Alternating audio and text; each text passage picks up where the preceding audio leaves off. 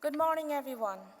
Welcome to the February 2022 General Meeting Speaker Series at the Emmanuel Centre once again. As you might know, that KCWC welcomed its new board in January, and I'd like to take this opportunity to introduce myself, Farzana Seddon, as the new Vice President. Thank you.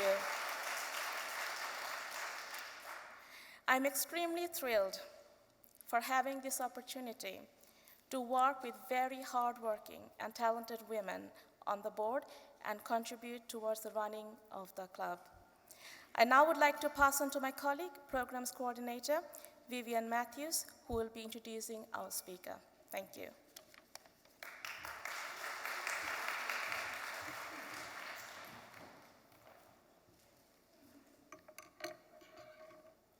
Good morning, everybody.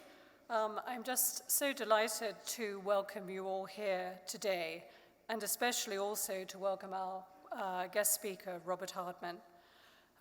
It's really a very special opportunity to all meet together today on the eve of the Platinum Jubilee. I want to just take a few moments just to introduce Robert, our guest speaker, because his achievements are absolutely immense. And of course, these read like a who's who. Robert is a highly acclaimed royal biographer. He has published several books on the Queen, including his most recent best-selling book, Queen of the World.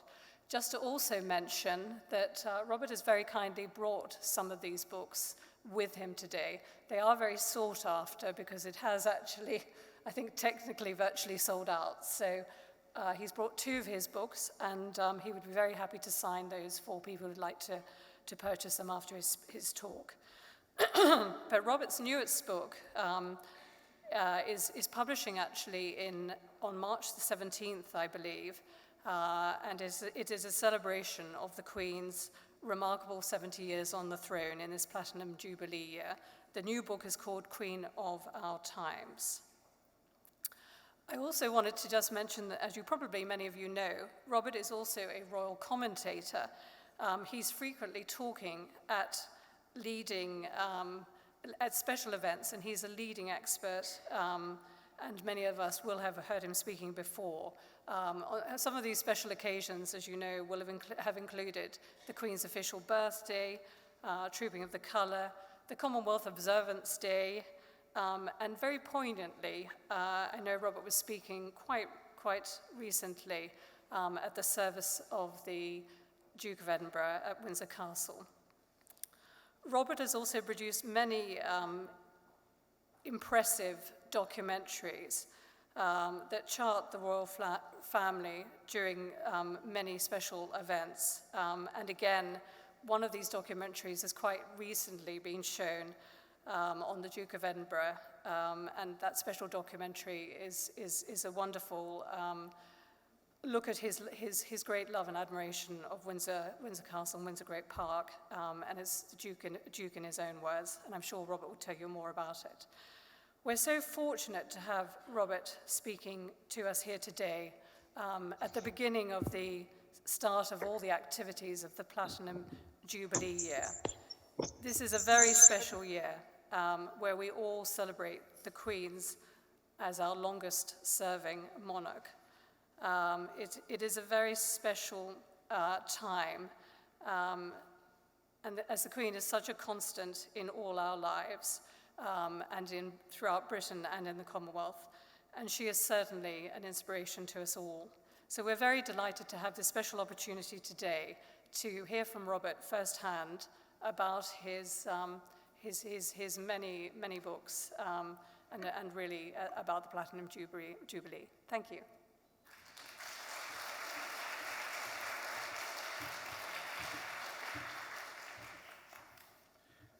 Thank you very much indeed for those kind words, Vivian. It's very nice to be here. It's very nice to see a crowd. I mean, it's sort of, welcome everyone on Zoom, by the way, but it's very nice to have, real people here as well as a Zoom audience.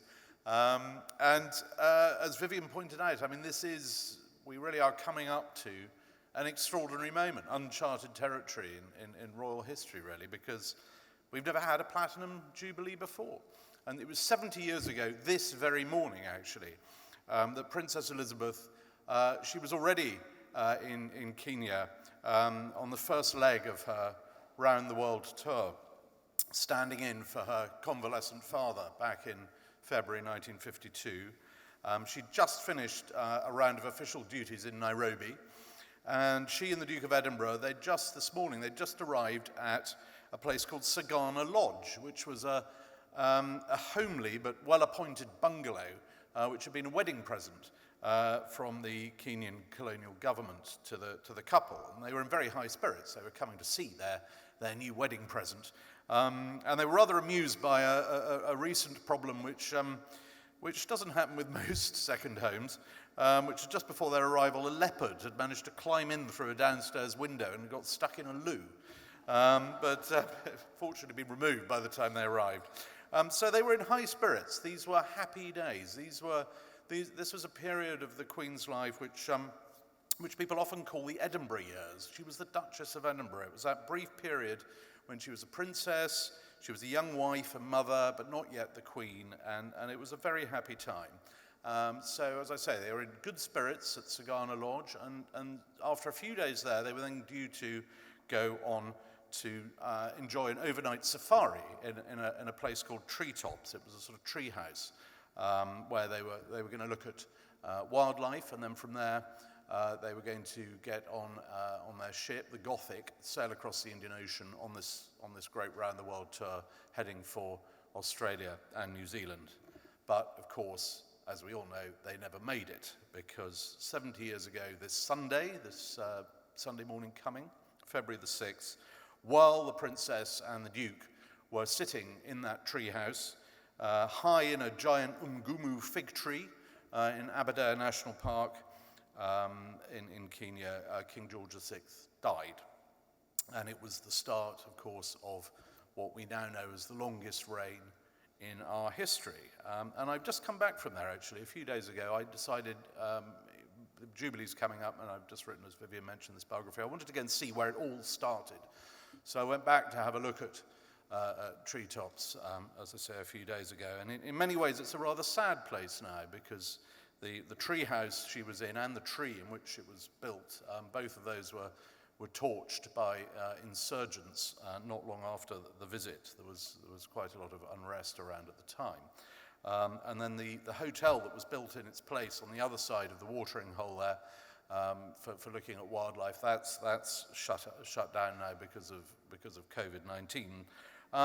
But the animals are still there. The animals still appear, and there they were. I saw plenty of wildlife. And what was very touching, the locals there, they still talk very proudly about the fact that this was where the Queen became Queen.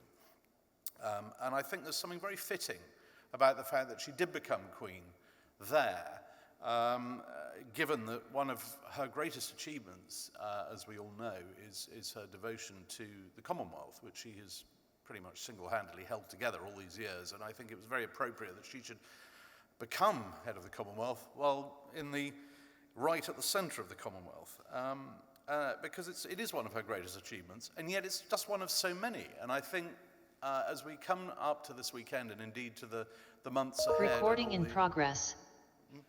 Oh, there we are. Not me, anyway. But as we come up to this extraordinary celebration, I think it is time to stand back and look at the broad canvas of this reign and of what she's achieved.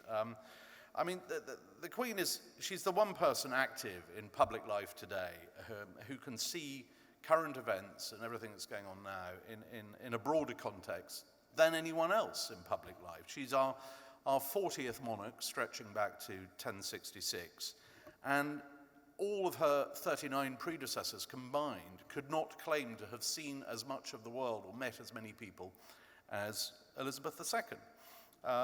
Even in the midst of all the upheavals we have at the moment, both internationally, domestically, she's the one person in public life who can remember how we've weathered similar storms, or worse, in fact, and how the world kept turning. And yet I do think most people in Britain we tend to take her for granted because she's just so reliable. But the world does not. That's what I've found over the years following her and other members of the family around. The rest of the world is genuinely astonished by this extraordinary phenomenon. When we think about it, when she came to the throne back in 1952, half the countries on earth didn't exist in their present form as they do today, which is extraordinary. It's countries whether Malaysia or Estonia. There were two Germanys. There was Yugoslavia, not Croatia, Serbia. They were all one thing. You had all these different countries, and today they've all changed. They've all got different constitutions, different anthems, different flags. We've still got the Queen. You look at her very first investiture. The first medal she pinned on anybody as Queen was a Victoria Cross from the Korean War. Bill Speakman Pitts was the first in the queue. The Korean War, that was at its peak when she came to the throne, and the Cold War was going on. And then we moved on to the jet age, and then from that through to the space age, and now here we are in the digital age, and she's reigned through it all. I would think a very good barometer for the span of her reign actually is to look at it in terms of music, because the pop charts started at the same time, funnily enough, as this reign, and the very first number one in Britain was launched just a few weeks after she came to the throne. I'm sure you're all much too young to remember Al Martino, anybody? A song called Here in My Heart. Anyway, that was the first number one, and it was it came out in 52. And she's reigned on through Al Martino, through the Beatles, through ABBA, and on to Adele, and who knows what's coming next. But by the way, she's the only monarch in history to get a gold disc from the music industry for sales of the CD of her Golden Jubilee concert. She's very proud of that. Hangs on the wall in the palace. So there's just this breadth of experience. Most of the celebrities, of course, that she's known, they've either retired or moved on to a more celestial stage.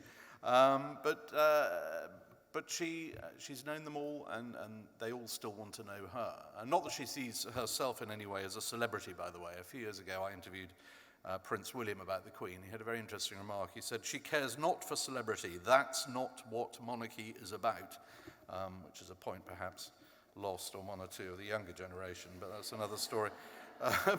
She's taken the longest of long views. Because to her, monarchy, it's not a job, it's an existence.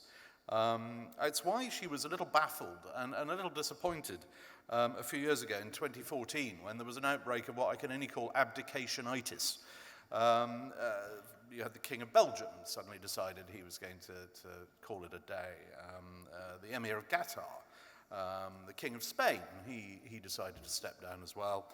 It happened in Holland, the Queen of Holland, she decided to step down, and then the Pope. So you had all over the place these monarchs deciding, well, I've done my bit, it's time to have a rest.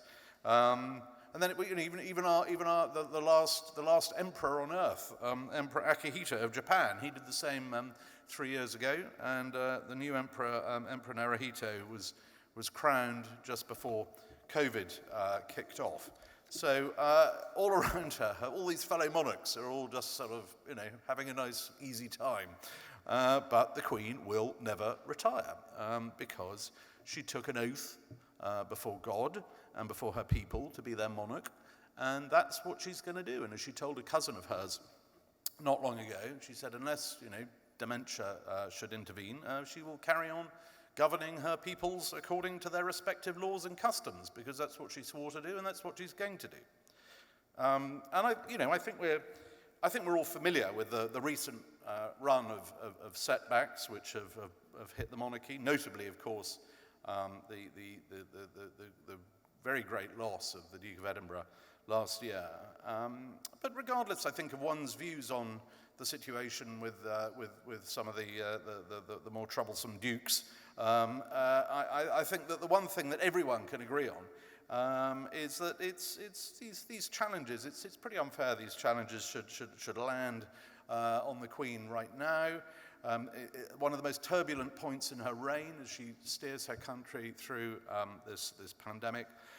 She has been one of the few rock-solid, reliable fixtures in what has been a pretty fractious land over the last few years. And the last thing she needs in her 10th decade is extra noises off within the family. However, fortunately, she is made of sterner stuff than most of us. She really is the living embodiment of keep calm and carry on.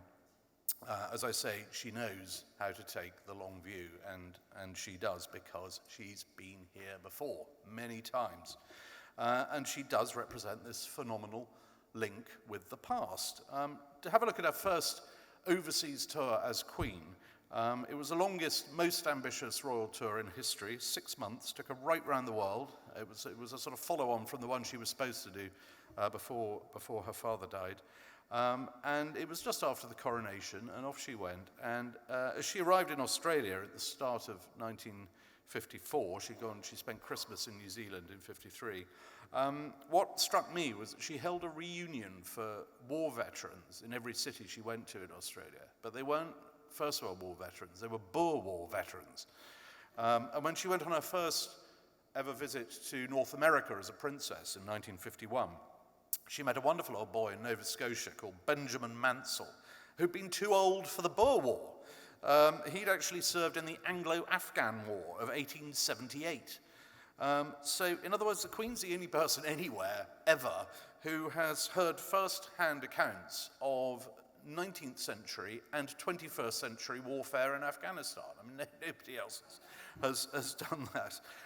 Now, we all know the Queen is driven by this great sense of duty, but it's the span of that duty and its impact that I really want to address today, because she's not just been a monarch and a figurehead, but she's been a great stateswoman, and that's why I decided to call my latest book Queen of the World. That one there. I think we had a picture of it up there before. But it's Queen of the World. I thought about this, and some people say it's quite an ambitious title, isn't it? And much as we may admire Her Majesty and her many attributes, I think even her most devoted admirers would have to concede that she's not actually head of state of the entire planet. But why Queen of the World? Well, it's one reason I decided on that title was because she's actually head of state of more of the Earth's surface than anybody else. It's quite a good pub trivia question, actually. Who is head of state of most of the planet, or more than anyone else? And it's Elizabeth II. It's by dint of being Queen of Australia and Canada and 14 other realms besides. She's Queen of roughly somewhere between 6 and 8% of the Earth's surface. But she's clearly not Queen of Russia or China, more's the pity.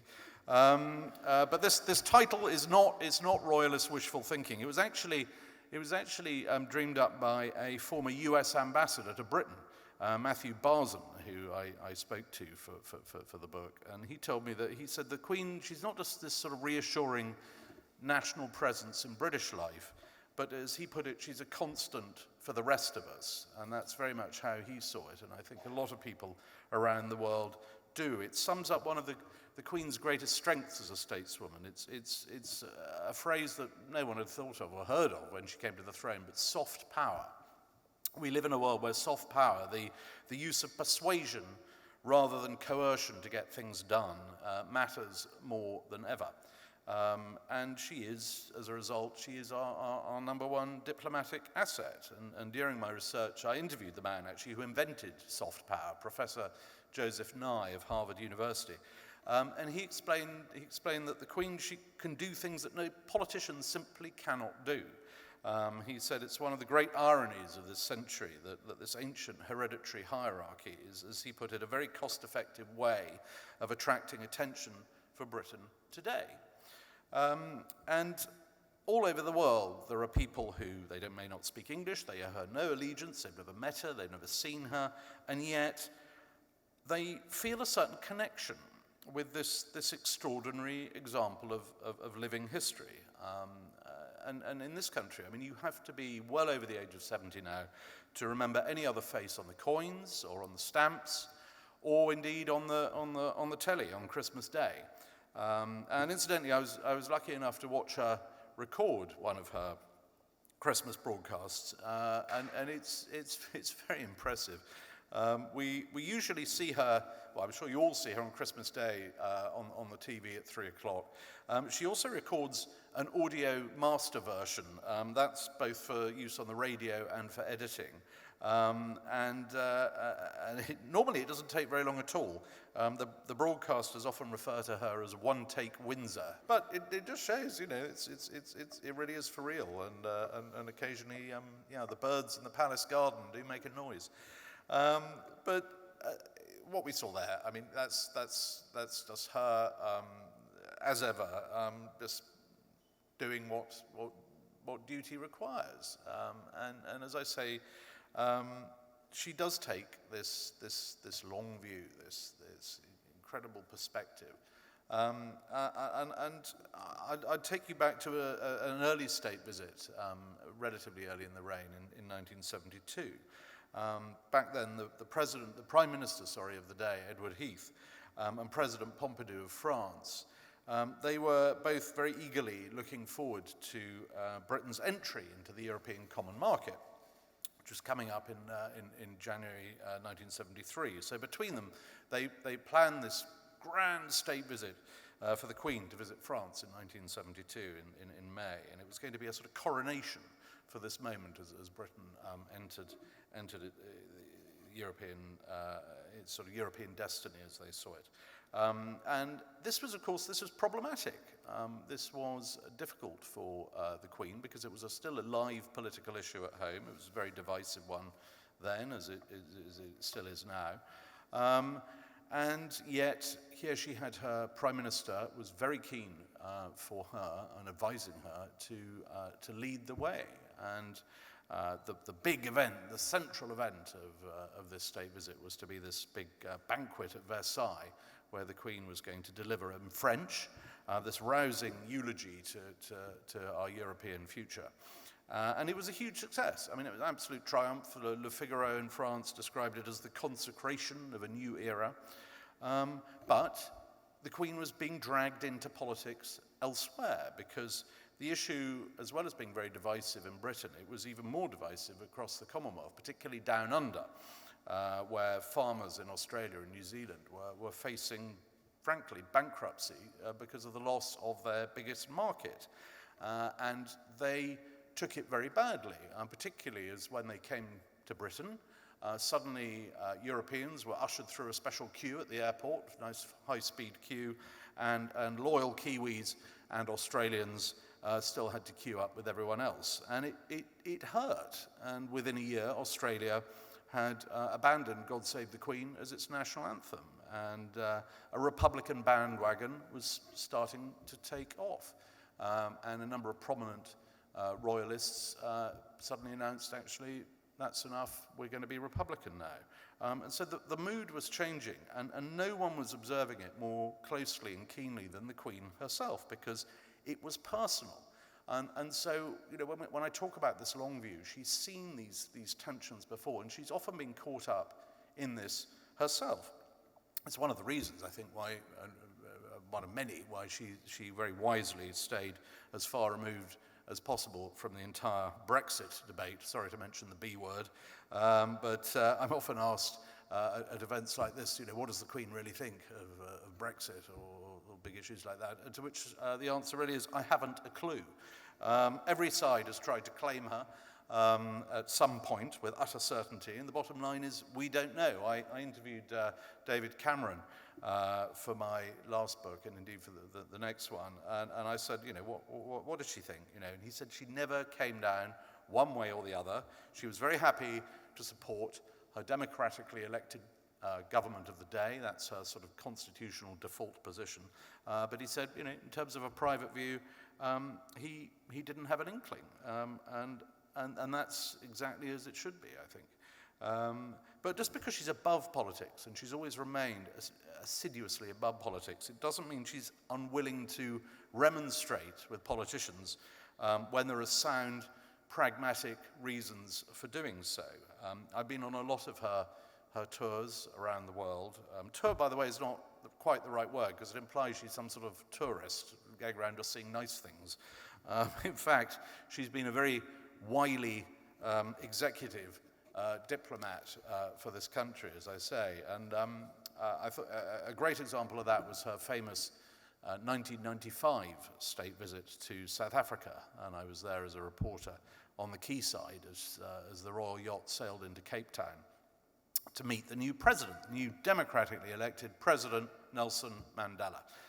There he was on the quayside with his hand outstretched, and it was a wonderful moment, except that the Foreign Office had been very worried about this visit.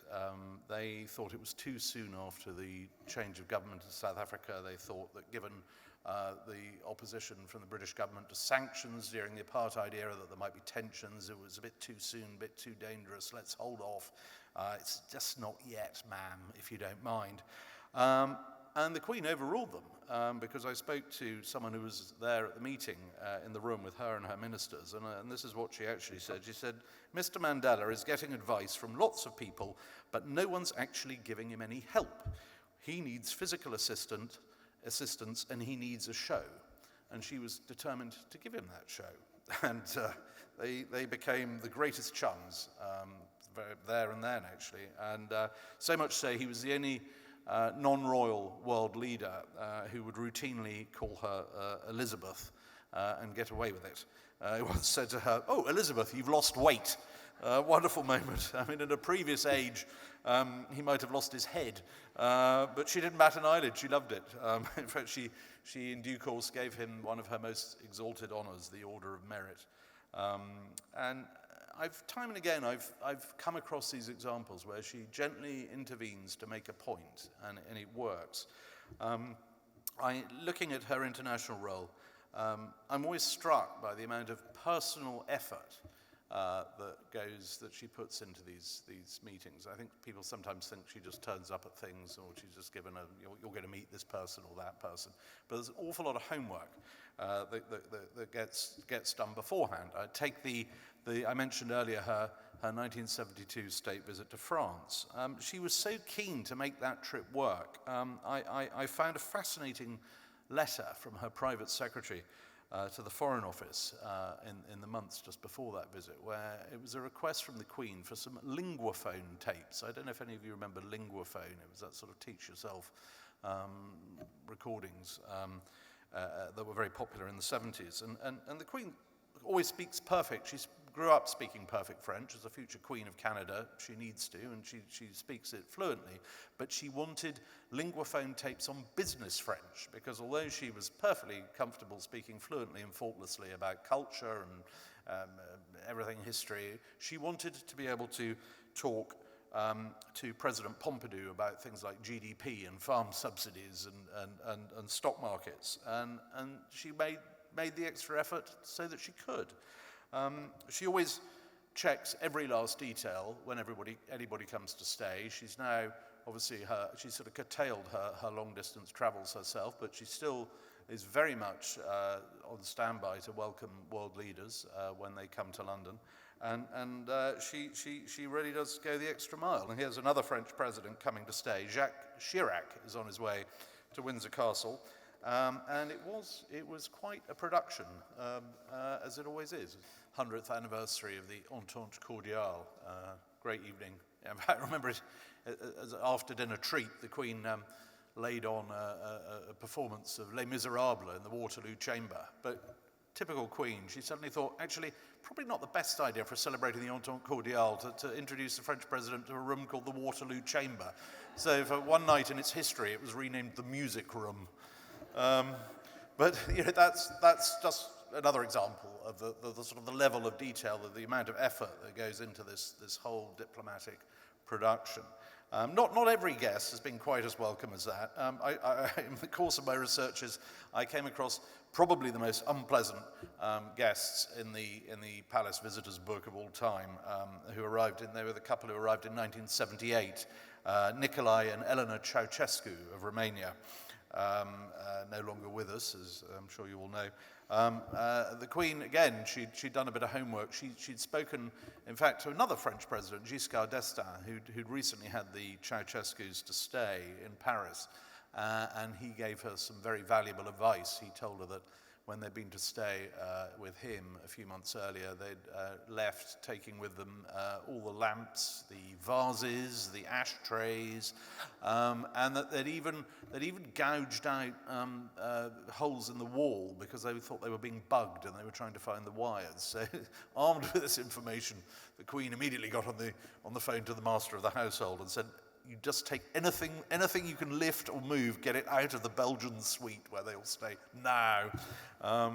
In fact, actually, Ceausescu, he behaved very well when he came. I mean, he definitely sensed that, you know, he had to be on his best behavior. He might be a ruthless despot back home, but he didn't really, he didn't misbehave when he was with the Queen. And another thing I discovered when in my research was one of her favourite documents before any major visitor arrives is a file marked "Topics to be avoided." And as one private secretary said to me, she always finds that's a very good way of getting a good conversation going. I just dig out one of the topics to be avoided files. This one was a list of unmentionables not to be discussed during the 1971 state visit to Turkey. She was told, don't mention British occupation of Istanbul after the First World War. Don't mention President Sunay's time as a British prisoner of war unless he brings it up, which he did. Don't mention Cyprus. Always say Istanbul, never say Constantinople, and above all, there are no harems in active use. And she loved all that. Another aspect of her diplomacy is her fashion. This is an extraordinary ability she has to make gestures that a king or a prince simply can never do. So, for example, on her first state visit to Germany in 1965, very important visit, and on the first night, she went to the state banquet at the Schloss Brühl near Bonn, and she'd had the wit beforehand to ask her designer, Hardy Amis, to design her a dress that matched the famous Rococo decor of this castle. So she arrived, and her hosts were just amazed that, you know, she matched the palace, and it was a very thoughtful touch that, you know, it didn't require any elaboration. It just made it very clear how serious she took this, and it went down extremely well. And we saw that all over again relatively recently. I'm sure many of you remember her extraordinary state visit to Ireland in 2011. Very delicate visit, and she absolutely she took the place by storm. I was on the runway in Dublin, and as the door of the aircraft opened, she just came out. She was in emerald green, and the Irish reporter next to me went, "Oh, that's it. We can all go home now. She's won." But later on at the state banquet, I remember she had her evening gown. Her dresser, Angela Kelly, had sewn 2,091 crystal shamrocks into the dress, and that just went down. It went down incredibly well. Not to mention the fact she suddenly launched into Gaelic while she was doing her speech. But that's the level of detail. She always takes great interest in the gifts. Gifts are another extraordinary thing. I've always been very interested.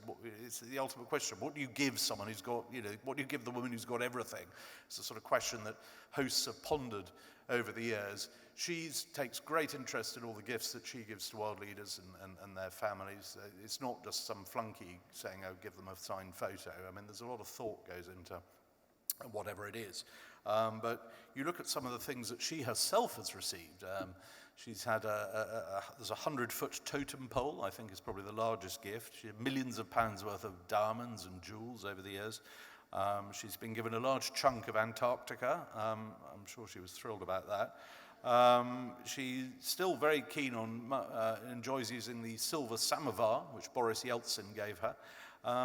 There's a charming portrait in the palace of her made entirely from banana leaves, which she's very fond of. I don't know what her favourite was. My favourite is the gift she was given in the Gambia in 1961 by a little boy who, as Britannia was about to cast off, ran up the quayside and handed to her equerry a biscuit tin with holes punched in it. And he thought, oh, I better have a look at this first. Opened the lid, and inside was a baby crocodile. And says, well, thank you very much. Took it on board Britannia, and said to the Queen, you've been given a baby crocodile. At which point her private secretary, Lord Charteris, said, that's all right, put it in my bath. And there it remained, and it came back to London and lived out its days in London Zoo. Although living gifts are now very strongly discouraged. No one, it can get a bit tricky. She was once given an elephant by the president of Cameroon. It's not the easiest gift to deal with. But I'm often asked, and have been over the years, what is the Queen's secret? How does she keep going? How does she keep so well? And I go back actually to that private secretary, great man, Lord Charteris, who was a splendid character. And he was asked that question, how does the Queen keep doing it? What is her secret? And his reply was, the Queen is as strong as a yak. Which is an interesting analogy.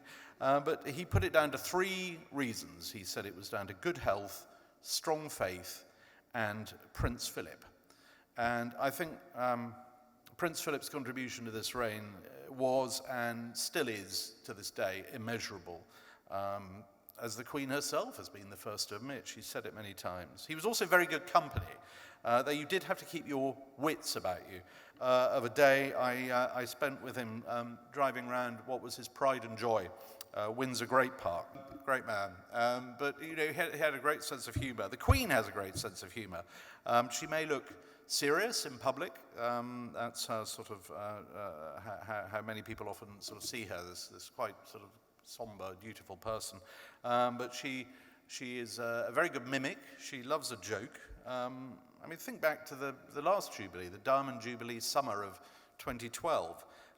There's London laying on this vast £9 billion Olympiad. And what is it that the world remembers most from that event? It's not the sport. It's they remember the Queen jumping out of a helicopter with James Bond.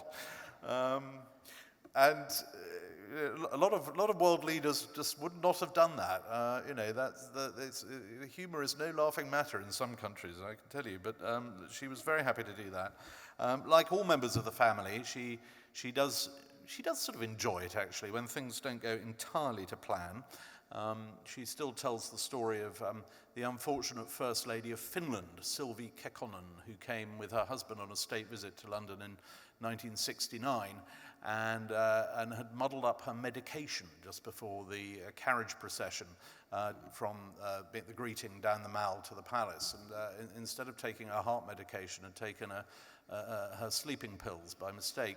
And had to be propped up all the way back to the palace by Prince Philip and Princess Anne. So nearly there. Oh, come on, nearly. It's all right. Stay awake, First Lady.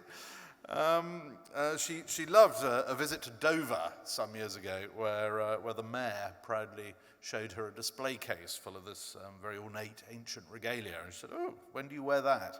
To which his worship replied, "Oh, only on special occasions, ma'am." She liked that. She doesn't stand on ceremony. If there's a sensible way through a problem, she'll just sort it out. There was an embarrassing moment some years ago when she arrived in, I think it was Renfrewshire in Scotland, with her Lord Lieutenant at an event, and they got out of the car and the greeting line's there and everybody's waiting, and the Lord Lieutenant, who always has to carry a sword, had got stuck in the car by his sword. His sword had got sort of wedged between the seat and he just couldn't get out, and the Queen had got out and everyone's standing there, and it's like, what happens now? So the Queen just went up to the greeting line and just said, "My Lord Lieutenant appears to be having some difficulty getting out of the car, so I better introduce myself. I'm the Queen." I heard, when I was writing Queen of the World, I heard this wonderful story of the investiture in Australia in 1970, when she was about to present the only Victoria Cross of the Vietnam War to this wonderful man, Warrant Officer Keith Payne of the Australian Army. And everyone was ready. It was going to happen on the Royal Yacht. It was all ready. Everyone was there. Just one problem: no sign of Keith Payne, the man himself. And the Queen's equerry, Jock Slater, was told, "Look, go and find him. Where is he? Everybody's waiting. The Queen's waiting." And Jock Slater ran around the ship and found on the veranda deck Keith Payne VC, this fearless man, who had literally run into a hailstorm of bullets and saved the lives of about 80 people and done the most extraordinary suicidal, brave things. But he was standing there drawing hard on a cigarette saying, "Sir, I've never been so terrified in all my life." That's that's the effect of being in the Queen's presence. But that's why she's always tries to sort of disarm people. So much of her life's been on a loop, really, and yet she manages to retain this extraordinary interest in some of the most tedious engagements. I have tried to find out occasions when she's actually fallen asleep, and I could only find one. It was in 2004 during a state visit to Germany, and she was in an overheated lecture theatre being treated to a lecture called New Insights into the Use of Magnets in Biology. And she was seen to shut her eyes for all of 10 seconds. Well, I think in 70 years of duty, I think we could probably forgive her that. I know time is running out, and Vivian, you must give me the nod when things are going to, when the Zoom cuts out. But I'm going to carry on because another key factor, I think, to the success of this reign and of the Queen and of her family is an honorary member of the royal family, and that is the royal yacht Britannia. People have often noted that the Queen was in tears the day Britannia was decommissioned in 1997, and it was a sad day. I was there on the quayside when it happened, and later that evening, actually, Prince Charles made the shortest speech of his entire life when he stood up at the dinner for all the crew that they had that evening, and he just stood up and said, "I just want to get blindly, madly drunk," and then he sat down again. That was it. And that sort of summed it up, really. For the monarch who won't retire, it was very sad to see Britannia go, because it's just been this most wonderful asset, really, over the years. It was the only home, Britannia, that the Queen could really call her own. She inherited all the other ones. It all came with her, with the title, if you like.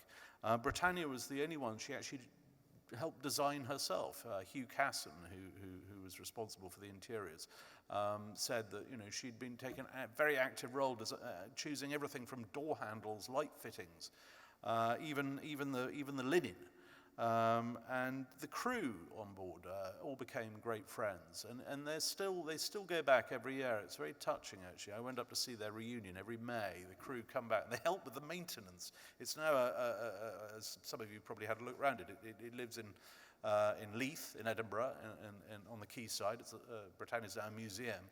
But every year, the crew go back and you find them sanding the railings and sweeping the floor and painting the decks. It's extraordinary. I can't think of any other organisation where staff go back 25 years later and help with the maintenance for nothing. And they do it because they love it. And like I said, I was there to see Britannia make that great arrival in Cape Town. I remember when Boris Yeltsin came to dinner on the yacht in St. Petersburg and staggered off again about 4 hours later, rather wobbly on his pins, but he definitely had a good time. One of the great moments was the handover of Hong Kong. I don't know if you remember, but to see Britain lower the flag and then Britannia sailing off, it was done with immense dignity, because Britannia certainly knew how to make an entrance, but she also knew how to make an exit as well. She was the sort of centerpiece of a great occasion. She'd always perform faultlessly, very much like her owner, in fact.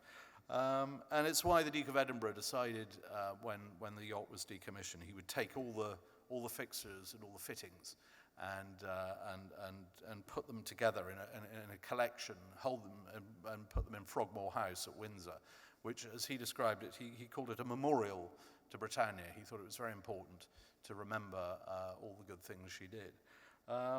And which brings me to the point of what on earth will be our memorial to the Duke, because he has been such an extraordinary figure. It's hard to know where to start.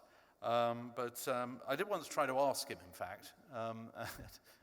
As ever, it was an interesting discussion. What will our memorial be to that man? I mean, there is someone. He's created one of the great youth projects in post-war times, the Duke of Edinburgh's Award. He founded the World Wildlife Fund, who ran international equestrianism for 2 decades, quite apart from supporting the Queen through the longest reign in history. And yet he doesn't really want to talk about it, because that's the way he is, and was, sadly. Wonderfully modest, but a titanic contribution to our national life. And that really begs the question, well, how we remember this reign. I mean, I don't even know where we begin. I mean, it's just been such an extraordinary period in our royal history. It was King Farouk who said around the time the Queen came to the throne that he said just before his own throne went under, he said very soon there'll be 5 kings left in the world: the King of Diamonds, the King of Hearts, the King of Clubs, the King of Spades, and the King of England. He was some way off the mark, because there are still, to this day, there are about still more than 20 monarchs reigning, but there's only one who has no use of the word of. The Queen has even earned her own entry into the German language, for example. Duden, which does for the German language what the Oxford Dictionary does for English, now has a new entry, as well as die Königin, which is the usual word for Queen. It includes the word die Queen, and it says afterwards, there is no plural. And it's why, in conclusion, it's why when a few years back, when Barack Obama, then president, was addressing world leaders at the funeral of Shimon Peres, and he sought to pick out 2 what he called giants of 20th century leadership, and he chose Nelson Mandela, and he chose Mandela's friend, the Queen. He just said they were 2 of a kind.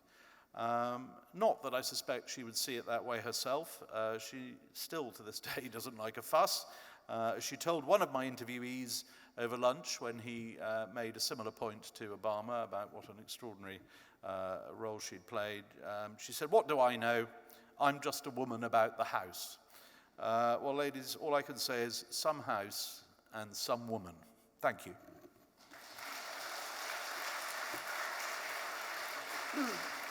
Thank you so much, Robert, for the most wonderful insight into the Queen's 70 years on the throne. I think we're all sort of so aware of so many of these amazing attributes, really, her resilience, her sense of duty, and importantly, and I think you touched on it really wonderfully, is her sense of humor that is just, it's totally legendary. And I think for sort of many of us who have had the great privilege of meeting her across the years, we all appreciate her sense of humor and her keenness to put people at their ease. She really, as I said earlier, has been a constant in our lives, and she is so greatly loved in Britain and throughout the Commonwealth. We are going to open up some questions. I wanted to just mention a couple of things before we do that, just to say that Robert's new book, The Queen of Our Times, we're hoping very much to organize for some signed copies to become available to our members. We're working on the idea that potentially we would actually have these books available at the general meeting in May. The book comes out in mid-March, as mentioned. Please do buy it whenever you would like to, but we will try and see if we can possibly convince Robert to sign some copies, and we'd make those available to members who are interested in purchasing them in our early May time. He also does have a few books, but it is only a very limited number of books of Queen of the World, and one of his other books, and they are available as well if any of you would like to get them. There's only a tiny number of them, so really it's just a question of hopefully you would like to do that, and if anyone would still like to organize one, we'll try and take your names, get in touch. I just also wanted to say that our president, Mary Narvell, is not here with us today in person, but she is with us today on the Zoom. And I know she is very enormously grateful also to Robert for his very kind talk to us today on the eve of the Platinum Jubilee. So I know that she actually wanted to open things up with a question, and I'm going to blend that question together with one of my own as well, if that's all right, because I know we're a bit tight for time. And that is, really just to say that the Queen's 70 years on the throne and many more to come have been absolutely remarkable and absolutely wonderful. But I personally have a very positive feeling about the next generation. I think it feels to me as if it's in very safe hands, and we can see so many wonderful things that the Prince of Wales has been championing with his sort of great interest in conservation and so many other things.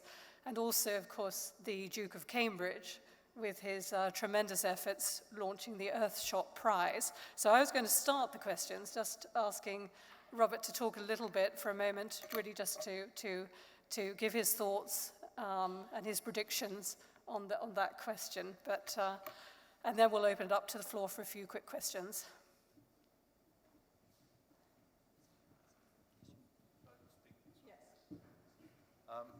Thank you very much, Vivian. Yes, I mean,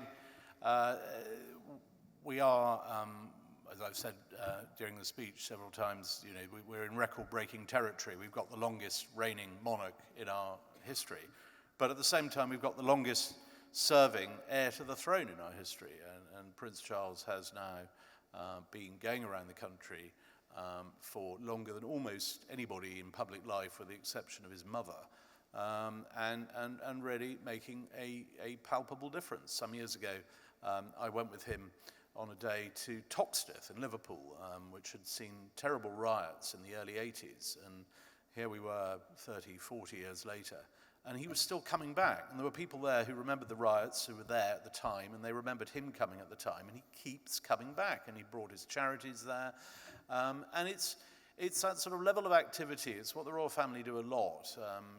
Princess Royal's another one who you won't see it in the papers every day, but if you look in the court circular every day in the paper, you'll see that, you know, they've been to a county, they've been to somewhere in the regions, they've opened something, met people, held a meeting, gone on somewhere else. There's this constant level of activity, and it's just a sort of another strand of our public life that is very, very different from the body politic. You know, politics is all about shouting and it's sort of combative and abrasive, and that's the way it's always been. I mean, that's the nature of our constitutional setup. But at the same time, in parallel, we have this other organization that sort of is all about making people sort of get on with each other and sort of getting things done in a rather more positive, harmonious way. But yeah, the long-term future, and the Queen really is in a very fortunate position that only Queen Victoria could see, which is to be able to look 3 reigns ahead and see, you know, her son, grandson, great-grandson can see the direction of travel. And certainly at the moment, as Vivian says, it's looking very strong. And there will always be distractions, there will always be problems, family problems. You know, we don't need to go into those, we know what they are. But you know, they don't affect the direct line of succession, and that's why the institution, I think, is in pretty robust health, actually. But does anybody else have a question I can answer on any? Yes, madam. No, thank you very much indeed for a very entertaining and insightful speech today. I'm sure we're all fascinated to hear about it. Thank you. And really looking forward to your book, to read your new book. I was just wondering, now your book has gone to press, the latest one, and we're waiting for it to arrive on the bookshelves, whether you might have another book in you, did you think? Do you think you might write about Philip or Britannia or maybe even Charles? I'd love to. At the moment, I'm under orders from my wife not to write any more books because I have to do them in my sort of spare time when I'm not working at the newspaper, and so they do tend to eat into family life. But yes, I'd love to do a book on Prince Philip at some point. I mean, he is an extraordinary, very funny, very brilliant man, actually. I mean, he himself has written about a dozen books, including a series of theological essays, which very few people have read. But he had this incredible sort of quizzical mind, and could always be relied upon just to sort of cut through whatever nonsense was going on at the time. I remember when in 1994, the 50th anniversary of D-Day, and there were all thousands of veterans lined up on the sands of Normandy, waiting to march past in front of the Queen, and everyone was waiting for the French president to turn up. He was late, and there's a slight problem because the tide was starting to come in, And it was starting to sort of lap around the feet of some of the sort of outlying veterans, and everyone was looking at their watches. And it was Prince Philip who just said, "Who does he bloody think he is? King Canute? Get on with it!" And the parade started. I digress, but I mean, there are so many stories like that about Prince Philip. I'd love to do a book on him. Britannia is an extraordinary story. If any of you are ever in Edinburgh, do make a little detour to Leith. It's only a couple of minutes by taxi outside the middle of town, and it's really well worth a look. But yes, I mean, you know, the monarchy it's something that's part of our history. It's something that people are fascinated about, not just in this country, but I always find, you know, all over the world, people want to know about it. I know we haven't touched on the crown. Maybe we shouldn't. I can't say I'm a fan. Maybe some of you are. But I do think it's important that that does not become the settled official narrative, because a lot of it is very, very wrong. It might be good telly, but it's not true. And the true story is, I think, every bit as gripping and interesting. But anyway, any other questions?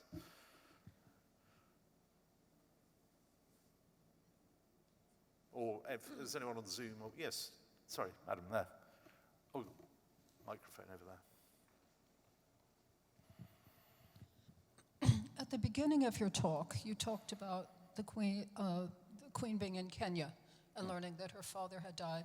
And you said, I think you said, that she actually became the Queen at that point. Is that constitutionally true, or what are the official rules about that? That's a very good question. She actually did become queen. The famous story that she went up the tree a princess and came down a queen, it's a very sweet story, but it happens to be true. All we can go by is the fact that shortly after midnight, the watchman on duty at Sandringham saw the king at his window fiddling with a window latch, so we know he was alive at midnight.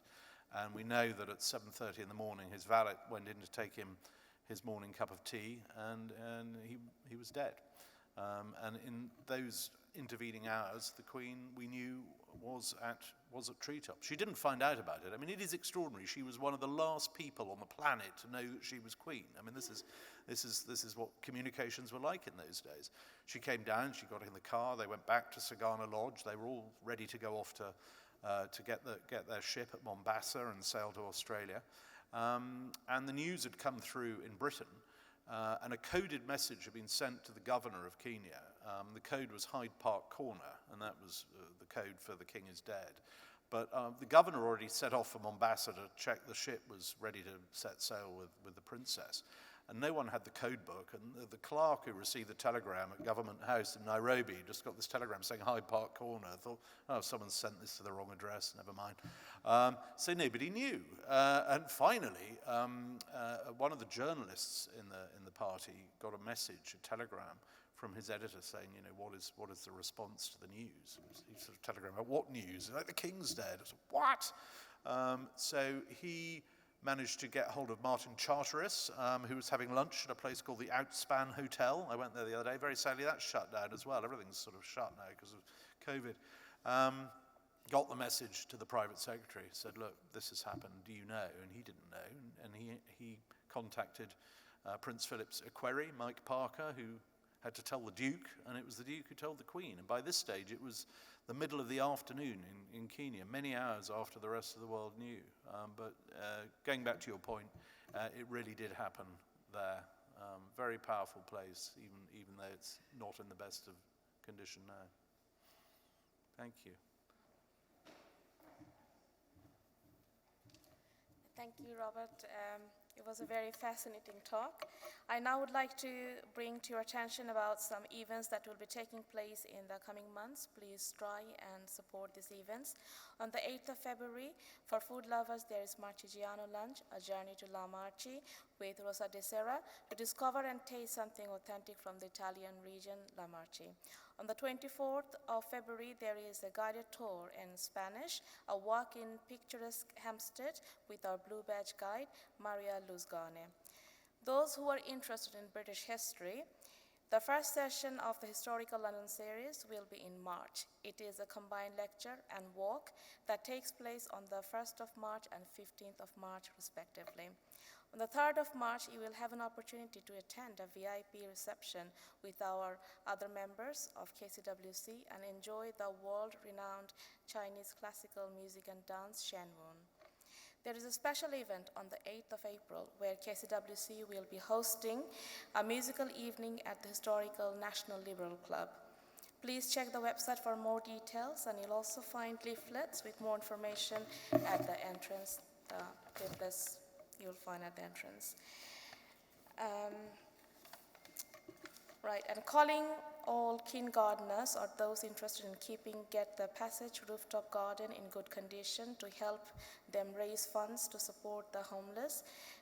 This is a charity event. Please contact Kim. Kim, can you please stand up? Yeah, so that's Kim. Please contact her after the event. Anyone with technological background and willing to contribute to the club as a volunteer, there are a few job vacancies. I hope that some of you will step in and help to fill in these positions. E-communications manager, which is a KCWC board position, and there are 3 e-communications helper roles: web manager, content manager, and e-news manager. For more information, please contact me after the event. Hope to see you all again on the 3rd of March for our next general meeting. Thank you very much.